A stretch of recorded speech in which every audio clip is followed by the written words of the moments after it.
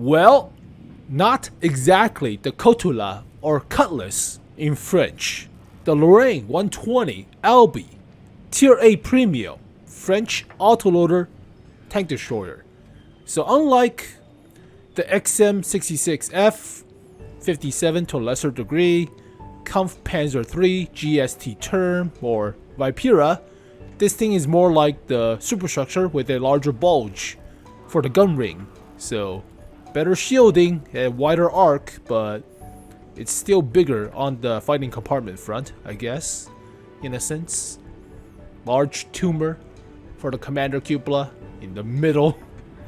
So unlike the actual Coutelas, this thing does have a wider, I guess, silhouette from the sides.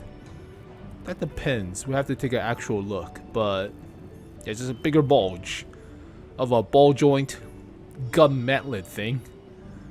So it has one more round than the AC Model 48, but takes like 40 seconds to reload for the 120. 400 alpha, about 2000 DPM. I don't know how it will compete against the likes of SFAC 105 or the CDA 105, right? That thing is consistent, but also sometimes armor on the vehicle too. Yeah, the tumor's massive, right in the center of the goddamn vehicle. At least the back end looks kind of neat with a spoiler on the rear. That's cool. What the hell is this thing for? A tow hook or a step ladder for the crew to jump onto the engine deck? Possibly a ladder, I think, like a step tool. There's a hinge, so it looks like it folds downwards as a ladder tool or step tool, whatever. Okay, yeah, a little race car of a vehicle. But yeah, cleaning rods for the cannon, smoke grenade launchers, tow hooks. It's a little cap like a thermos for the periscopes. That's neat. Shrapnels, but how the hell do you close it? Like from the commander position? Alright. Weird, okay, kind of weird designs, but fine. Yeah, commander bulge is right in the middle of the freaking vehicle. Nice. 400 alpha, 255 millimeters of pin, so about the same as the 120 on the AC, AMX, AP, APCR, and you're not carrying high explosive. You could like one salvo, but I normally don't carry high explosive for autoloaders, especially above like 40 seconds to reload.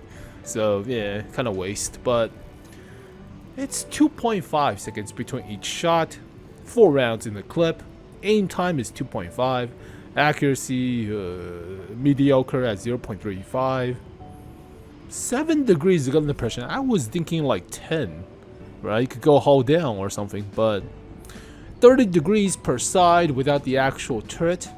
It's a pseudo gun ring, so it's a large gun ring, but there's no turret in this thing. And 4-man crew. 68 rounds. Mobility is pretty decent too. 19 horsepower per ton ratio and 50 kilometers per hour top speed. Hull traverse like a medium. Turret traverse, it's the gun traverse, is only 30, but that's fine. Doesn't really have that much health for a assault TD, but hull armor is 180. Pseudo turret is 250. That might be pretty good. Side armor is kind of eh. But camo is also surprisingly not half bad. View range, below average, but that's about normal. And radio is obviously below average. So, I don't know. It's like getting one more shell out of the experience, right? But SPG with the cabin arrangement combining high protection and firepower. 45 tons. Blah, blah, blah, blah. 105 or 120. Fairly mediocre. Fuel consumption was enormous. Since the barrel had an overhang. Whatever. Yeah, you're just basically having a shovel right in front of your vehicle, digging itself into the mud.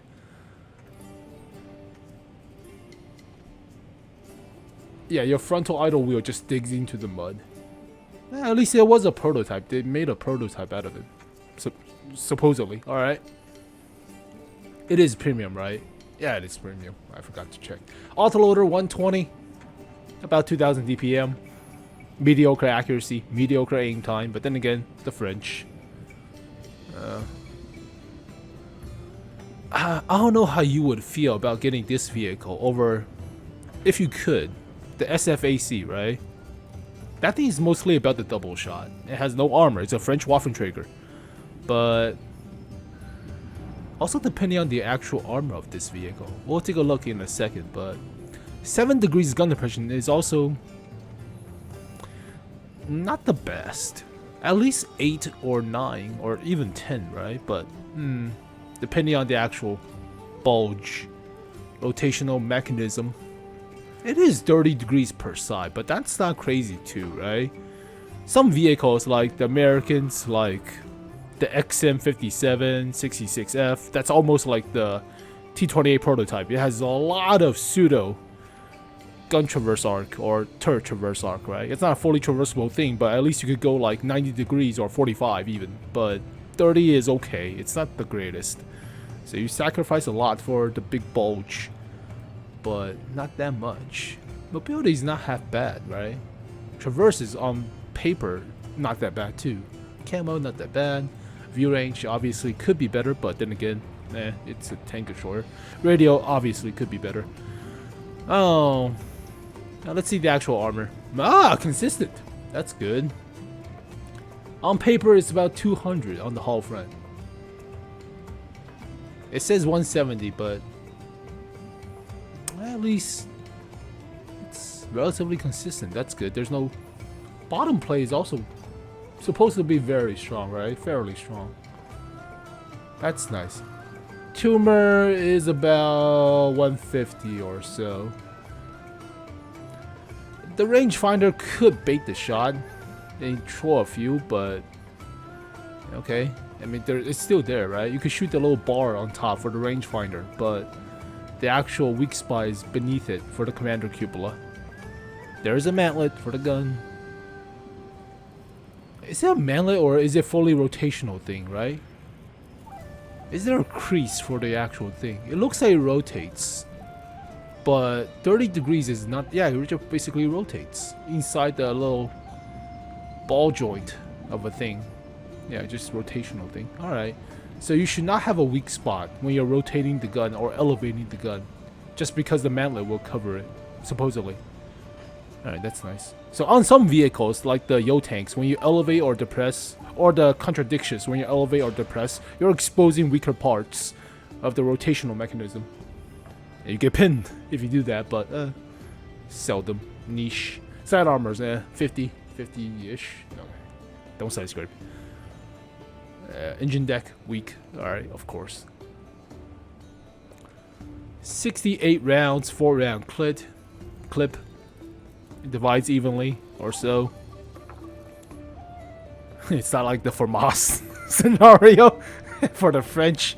You're normally not carrying high explosive, or at least like only one clip of the high explosive, right? You're not carrying that much high explosive. It seems fine, right? It seems okay. Nothing too crazy. Like really balanced. Like it's not oppressive. It's not like a XM57 nuking you in the face while he has gun depression and armor, right, to haul down and stuff, and trollish bottom plate. So, or like the SFAC derping you for 800 alpha or something, right, and runs away, or just not even being spotted. So it feels fair of a vehicle, but it is certainly different than the Coutelas right here. So this thing is more like the French VIPERA. The ass end looks pretty similar, but the front end is rounded compared to being flat. It is much wider of a gun arc. Never mind, it's 30. I thought it was at least 45. God, you're disappointing. So, alright, fine. There's 2 cupola on top though. Alright, fine, okay. About the same DPM, about the same aim time and accuracy. 10 degrees gun depression though. Has 3 rounds for 30 seconds in comparison. Not 4 rounds for 40. But the ass end looks nearly identical. Just the front end. And the pseudo turret. Yeah, this is a French VIPERA. if you ever seen one, or 66F. I'm surprised only 30 degrees per side of the pseudo turret, not like 45 or possibly 90 is way too much overkill. 45 seems reasonable, but yeah, this thing is so slow. Yeah, it's a lot better mobile. Surprisingly, not actually very good camo for a pseudo armored, kind of a versatile tank destroyer.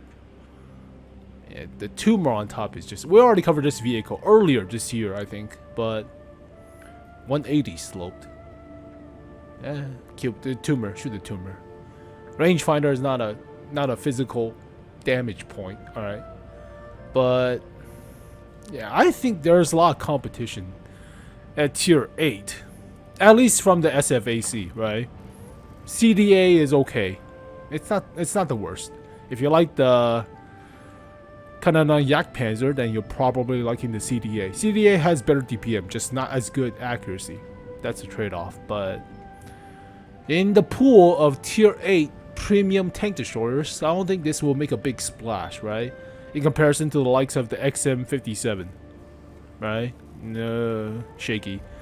Or actually dedicated snipers like the Ship TVP-100, SFAC, Scorpion G, the old relic that still kind of works, but or S1, S tank. It's okay. So let's talk equipments. It's similar to the AC-48.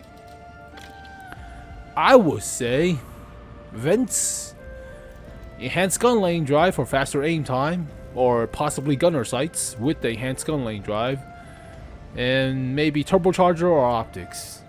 If you like to camp, I will use binoculars or Coda optics. If you like to run about and actually be a pseudo assault medium tank, or a little bit, or support medium tank, then put turbocharger in the place. But you're not side scraping, so I don't think improved hardening would be actually worthwhile. I would say vents for better view range and the gun handling aspects and the accuracy and aim time, as well as better accuracy or faster aim time, one of the which, right? So it does aim about the same time as with the actual reload, 2.5 for the reload and the aim time between shots. You should be fully aimed between each shot, but you might want to trade for accuracy at this point. Better gunner sights for better accuracy instead of enhanced gun lane drive. On the AC-48, it's relatively okay of an accuracy, right? Without the gunner sights, improve aiming. This one's up to you for the first slot. So if you feel like you're taking way too long to aim, enhanced gun lane drive. If you feel like you're missing the shots, put gunner sights, or put both without the vents benefits. But yeah, then turbocharger and binoculars. Should be support. It is support. So let's take a look at field mods for support, similar to the AC. First one is obvious. Well, we already covered this to the death. Don't choose the second one. You have better effective hull traverse, even though on paper it's worse when you're buffing terrain resistance. Plus, you're less likely to get blown off, or tracks get blown off from artillery shells, right? Choose the first one. Accuracy or aim time? I would say accuracy at this point. If you're choosing, it flips depending on your equipment, but accuracy is a little bit more important. You don't have to fire the shell after 2.5 seconds between each shot, right? You can wait a little bit longer, but I would say accuracy, especially if you're trying to snipe across the map. But if you're being aggressive, depending on the armor, maybe aim time. But I would, most of the, like 80% of the time, I would choose accuracy.